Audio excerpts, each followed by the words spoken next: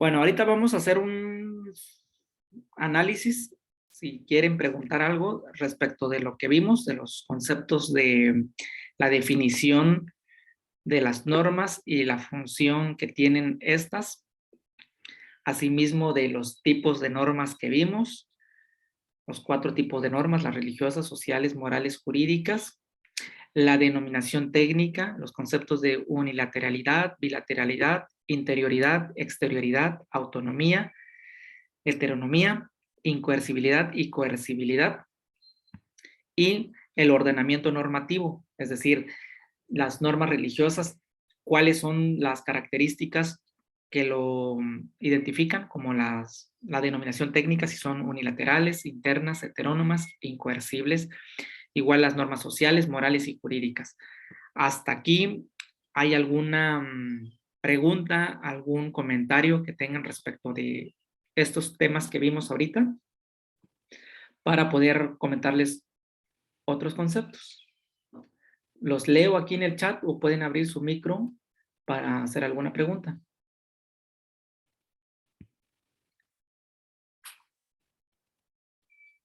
Bueno, dicen que todo está bien. De acuerdo.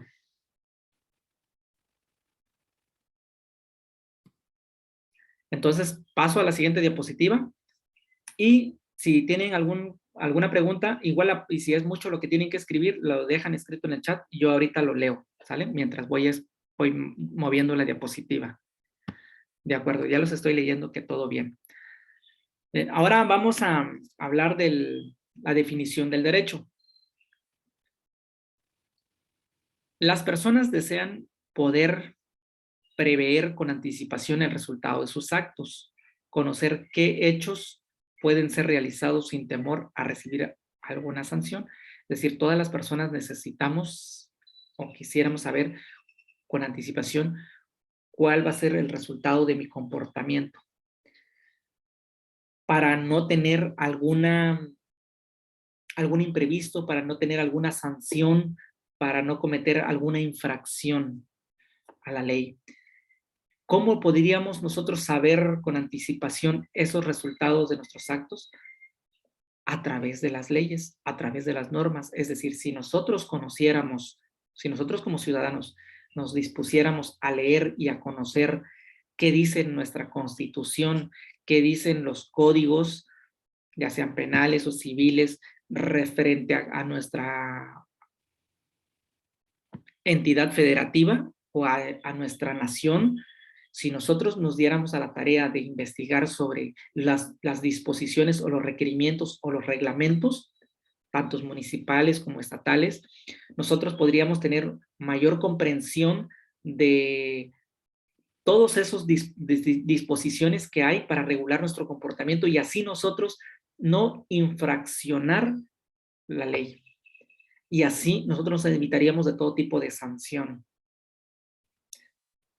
Pero si nosotros tuviéramos esa cultura, pero como no tenemos esa cultura de leer sobre los artículos y las demás disposiciones legales que hay, por eso muchas veces cometemos actos ilícitos o actos que están en contra de ciertas normas. Y por eso nos vemos sancionados por las autoridades competentes. Bueno, etimológicamente la palabra derecho significa o proviene del latín directum, que significa conducir, regir, enderezar, encaminar, dirigir u ordenar. En otras palabras, directum, bien, ya traduciéndolo al español, viene de derecho, ¿no?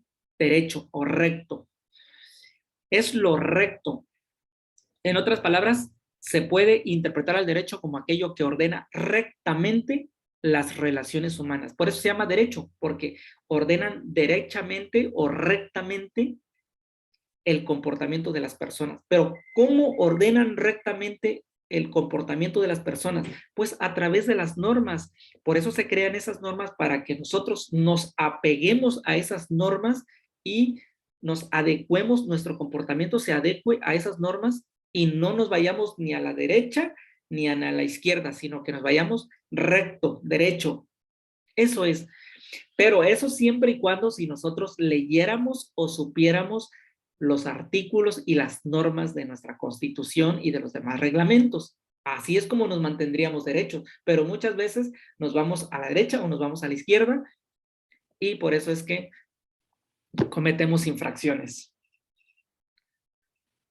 Derecho, para el autor Fernando Inestrosa, significa un conjunto de normas o preceptos de conducta cuya existencia y efectividad son indispensables para la solidez y la armonía de las relaciones sociales. En otras palabras, todas las normas, todas las disposiciones legales están para lograr que nuestras relaciones entre nosotros como seres humanos sean acordes, sean armoniosas y logremos el bienestar común, es decir, que no hayan discrepancias, que no hayan diferencias en nosotros como ciudadanos.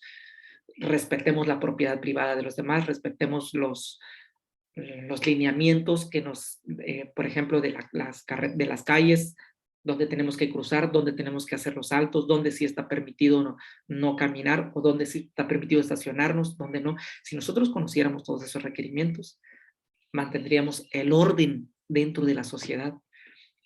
Pero nosotros vemos que hay pleitos con los vecinos, con las familias o con las empresas, o en la calle, en la sociedad, es porque desconocemos de las normas o bien las conocemos, pero nos vale un soberano cacahuate y queremos pasar por encima de esas normas y hacer lo que a nosotros nos parezca mejor, pensando o asumiendo que las normas no son buenas, no son correctas o no me parece justa, no me parece adecuada. Pero como lo dijimos hace rato, las normas jurídicas, nos gusten o no nos gusten, tal como está redactada, se tiene que cumplir en ese sentido.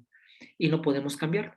Bueno, para Luis María Olazo, el derecho es un sistema de normas que coexistiendo con otras normas, que son las normas sociales, morales y las religiosas,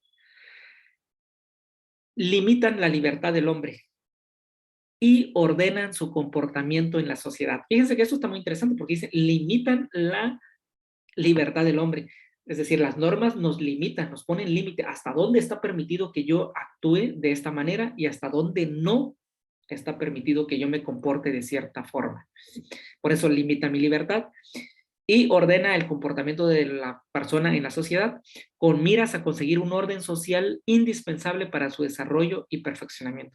En otras palabras, aquí hay un agregado más que lo que nos busca, aparte de la sana convivencia y la armonía entre los demás miembros, a mí y a ti y a cada ser individual nos permite, si hay esa paz, si hay esa armonía, lograr nuestro desarrollo personal, espiritual, social, nuestro desarrollo profesional y nuestro perfeccionamiento como seres humanos.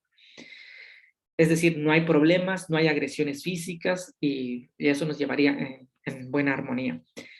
Para Castán Tobeñas, el derecho es la recta ordenación de las relaciones sociales mediante un sistema racional de normas de conducta declaradas obligatorias por la autoridad competente por considerar las soluciones justas a los problemas surgidos de la realidad histórica. O sea que aquí este otro autor da otra agregado más a lo que estamos comentando, como un sistema racional, es decir, que las personas, los peritos, los encargados de crear las leyes, en este caso la Cámara de Senado y la Cámara de Diputados, cuando crean, que son los encargados de crear leyes, modificar, derogar y erogar leyes, ellos, basados en la razón, se supone que son profesionales y son peritos, entonces basados en su razonamiento, lógico, disponen esos medios porque dicen que son lo más justo o lo más conveniente para las personas o para la sociedad, para que podamos tener soluciones prácticas a los problemas que se pueden ir presentando en la cotidianidad. Eso es como un panorama muy general de lo que viene siendo el derecho en su definición o en su acepción. Ahora, ¿cuáles son los fines del derecho? Fines del derecho. Tenemos varios fines, ¿no? Hay uno que dice cosa juzgada. Lo resuelto en sentencia firme por los tribunales no puede ser modificado. Lo que se disponga en un tribunal, uno ya no tiene la facultad de modificar o cambiar esa resolución que se dictamine. Otro fin del derecho es la característica, es la irretroactividad de las leyes. Es decir, una ley nueva que se estipule, que se promulgue, no podrá regular relaciones o situaciones o disposiciones sucedidas con anterioridad a su vigencia. Es decir, si hoy se promulga una ley sobre el impuesto, sobre la renta o del IVA, del impuesto al valor agregado, o vamos a poner otro caso, un sujeto que ha sido condenado por homicidio con arma blanca y digamos que fue procesado y juzgado condenado por 3 años de prisión. Pero resulta que hoy, bueno, ese sujeto ya está ahí, va a pagar su condena. Digamos que ayer se le condenó y se le sentenció a 3 años de prisión. Pero hoy o mañana surge una nueva disposición, se reformula la ley, o se crea una nueva ley en la que dice que el sujeto que asesine a tal persona, cometa un homicidio con arma blanca, ya no van a ser 3 años, sino van a ser 6 años. Es decir, esta nueva ley que entra en vigor hoy o mañana ya no puede ser partícipe o ya no puede modificar o regular la disposición que se cometió con anterioridad a su postulación o a su que entró ya en vigencia. Es decir, el sujeto ya no, al que se procesó ayer o antier, no se le puede decir, oye, ¿sabes qué? Ya no van a ser 3 años, sino van a ser 6 años, porque así está la nueva ley. No. Entonces, la ley que entra en vigor, a partir de que entra en su vigor o en su vigencia, empieza a regular y ya empieza a ordenar y a hacerse efectiva a partir de su promulgación. No puede tener autoridad o no puede tener competencia o influencia o injerencia en procesos anteriores, sino solamente a partir de su vigencia hacia el futuro, hacia adelante. Eso es la irretroactividad de las leyes. El respeto de los derechos legítimamente adquiridos, los cuales no pueden ser modificados por el cambio de legislación. Y el conocimiento del derecho. Esto del conocimiento del derecho es más bien cuando nos dicen que cometimos una infracción a una ley o a una norma y quieres excusarte ante la autoridad competente o ante el policía o ante la autoridad, le dices, es que yo no sabía de esa ley, es que yo no soy de esa profesión, y te van a decir, bueno, como ciudadano es tu deber saber esto o saber la norma. Vamos a poner un ejemplo, el caso de pagar impuestos. Pensemos que ustedes a lo mejor tienen 17, 18 años o no sé, a lo mejor tienen 18, 19 años y están trabajando y tienen que hacer su declaración mensual o una declaración anual, dependiendo del régimen o el régimen en el cual ustedes estén contratados. Pero ustedes no hacen su declaración y de pronto les llega un requerimiento del SAT a su casa y les dicen, fulana de tal o fulanito de tal, tienes que pagar 600 pesos de recargos porque no declaraste tus impuestos este mes.